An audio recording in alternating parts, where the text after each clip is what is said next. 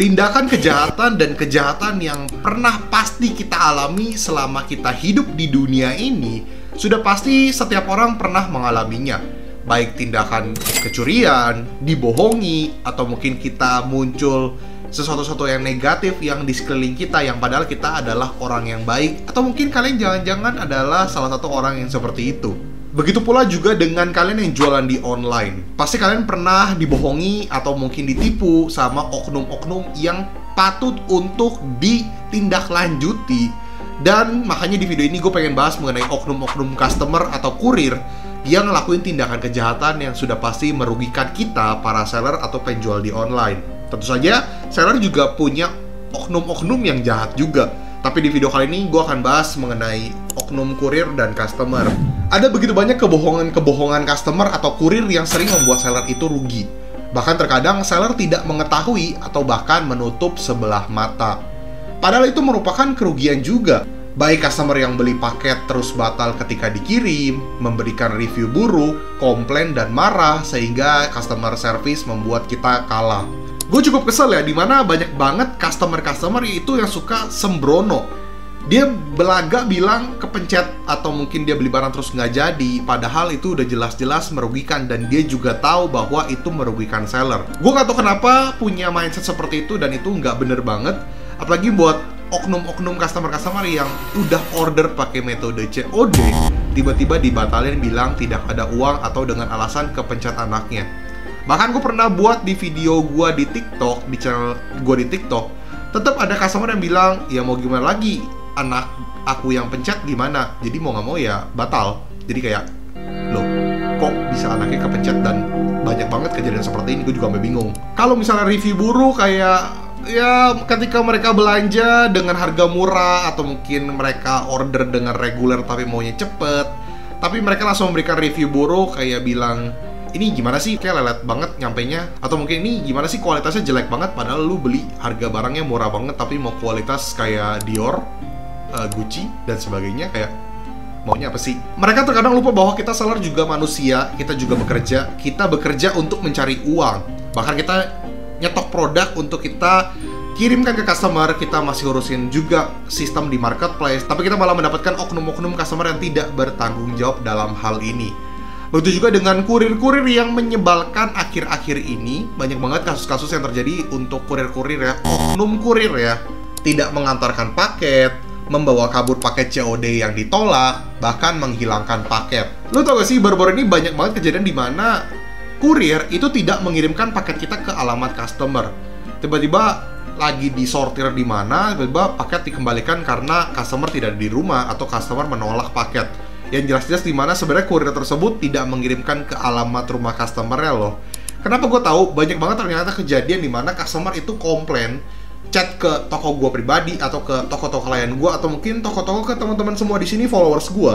Itu bilang, ini banyak banget kayak kita order barang, tapi barangnya kurirnya nggak datang ke rumah kita, bahkan nggak ngehubungin kita, atau paketnya dikembalikan. Nah ini yang aneh, gue juga bingung kenapa kurir ini ngelakuin tindakan-tindakan seperti ini. Yang jelas-jelas dimana ini merugikan. Customer-nya udah jelas mau barangnya, dia bahkan menunggu-nunggu paketnya, tapi tidak dikirimkan ke alamat customer-nya.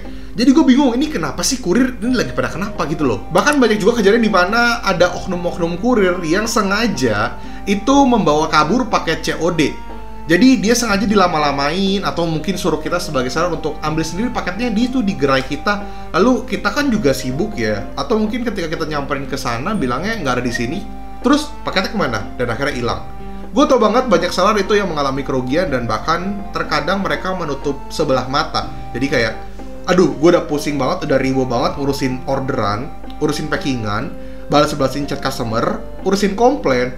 Jadi gue nggak kepikiran tuh untuk paket-paket yang dikembalikan, yang hilang, udah nggak ke-tracking deh, udah bingung nah itu makanya sulit banget. Dan gue nggak tahu kenapa oknum-oknum kurir seperti ini juga semakin banyak. Jadi gue nggak tahu sistemnya itu kayak gimana dari pihak si ekspedisinya. Tentu saja di sini gue nggak menyalahkan, tapi di sini gue ngomong oknum-oknumnya ya. Bahkan ada juga oknum-oknum yang sudah berhasil tertangkap atau mungkin ketahuan dan akhirnya ya ditangkap dan diproses gitu loh. Tapi tetap tidak menghilangkan, masih ada oknum-oknum yang seperti ini. Jadi sengaja untuk hilangin paket, sengaja untuk tidak mengirim ke alamat customer, itu kayak menurut gue aneh banget. Bahkan ada satu cerita menarik di mana karyawan gua atau tim gua itu pernah ditawarkan satu produk itu dengan harga yang miring banget. Kayak misalnya produk ini harganya 200.000, 300.000, tapi dijual, udah lu bayarannya berapa aja deh, 20.000 kayak 50.000, udah terserah deh.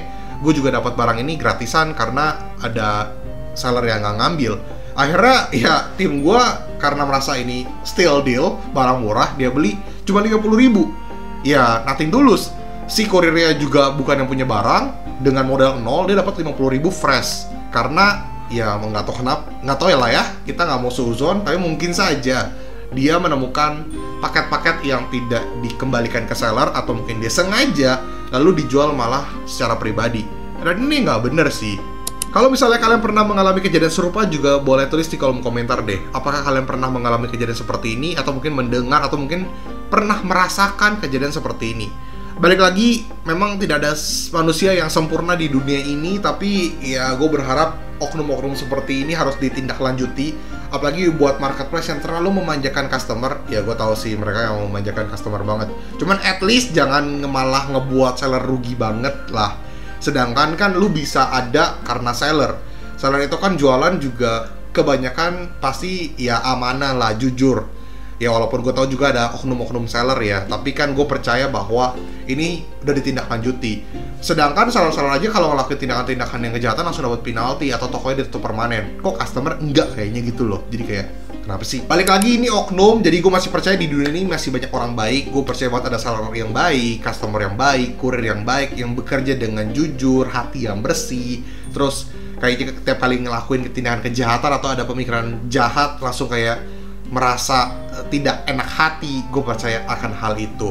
Makanya sebisa mungkin kita yang ada di sini jadilah orang yang baik, karena ya kita berbuat baik aja, kasih kadang ada aja yang tidak suka dengan kita atau mungkin mau ngelakuin tindakan jahat ke kita. Jadi sebisa mungkin ya kita menjadi orang yang sangat-sangat baik saja lah. Jadi untuk teman-teman semua di sini, gue harap kalian juga punya cerita-cerita. Ya kalian komen aja sebanyak-banyaknya apa yang telah kalian rasakan. Gak perlu takut, karena justru di sini kita sharing supaya teman-teman seller di sini juga punya pengalaman, atau bahkan ada pengalaman-pengalaman yang gue nggak tahu dan gue mungkin bisa dapat pengalaman atau cerita itu dari kalian semua.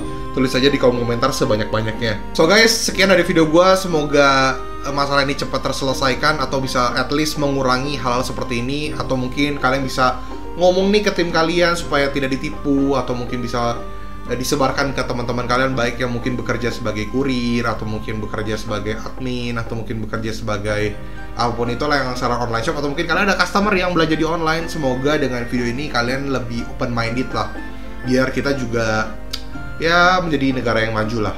Oke, sekali lagi terima kasih. Jangan lupa untuk like, comment, dan subscribe. Dan jangan lupa untuk nyalakan notifikasi biar kalian nggak ketinggalan video-video terbaru dari gua. Silahkan nonton video-video gue yang lain, karena di channel YouTube Ryogan ini banyak menceritakan atau memberikan kalian tips and trik soal berbisnis digital.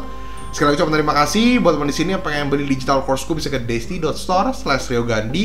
Dan yang pengen nanya-nanya soal jasa konsultan bisa hubungi ke nomor di bawah ini.